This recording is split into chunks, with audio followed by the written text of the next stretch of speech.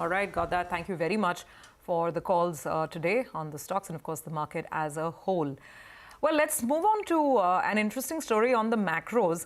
Ever since the January CPI numbers came in higher than expected at 6.52%, economists have been pointing out that this is because the NSO may have made a mistake overestimating the cereal inflation.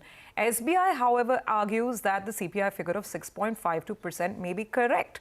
Lata is here to explain exactly who's saying what and what this debate about that 6.52% number is all about. Lata? Well, actually, that 6.52 January CPI caught everyone by surprise because the average on the street was 6.1. And what everyone pointed out was that 2.6% month-on-month cereals inflation and year-on-year 16.18 is not adding up. And why were economists complaining? Because you get the disaggregated number. Cereals is one number. If you go dig further down, the database tells you rice inflation, wheat inflation, jawar, bajra, coarse cereals, you know, the whole thing. If you added that up, you got more a number of 0.8 and not 2.6%. Was their point. Now, what SBI is arguing is, and it sounds convincing, that this is only part of the way in which the cereals inflation is calculated.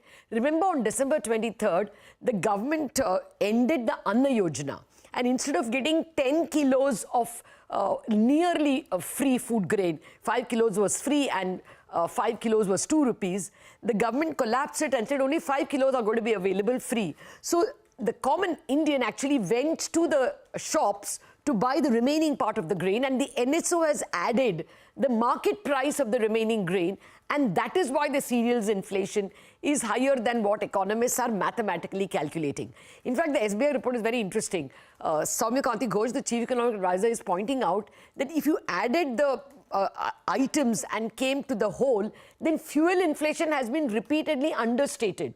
You know, the CPI overall data has cereals, fuel and lights, services, etc. Fuel and light for the past year and a half, he says, is understated. If you count light, power, kerosene, etc., the addition would come to much higher than what they said. So he says it's actually compensating. You understated fuel, you're overstating cereals. The actual inflation at 6.52 is more or less the correct statement of affairs. He goes on to say that it's not going to come down that easily because the core inflation, services inflation, has been sticky from 2012 between 5.75 and 6.25 thereabouts. That's not coming down anytime soon. 6.5 or thereabouts will be the Feb inflation. It comes down below 6 from March, but even then, you know, it's you're going to see a higher base for April, May, June.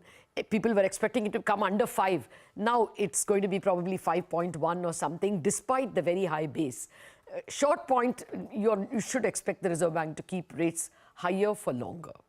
Okay, and that is the takeaway, the important one, at least from an equity market point of view. Thanks very much, Lata, for helping us make sense of this debate around the January inflation print. Quick break on that note. We'll come back on the other side and discuss market fundamentals with Jigar Mistry of Buoyant Capital.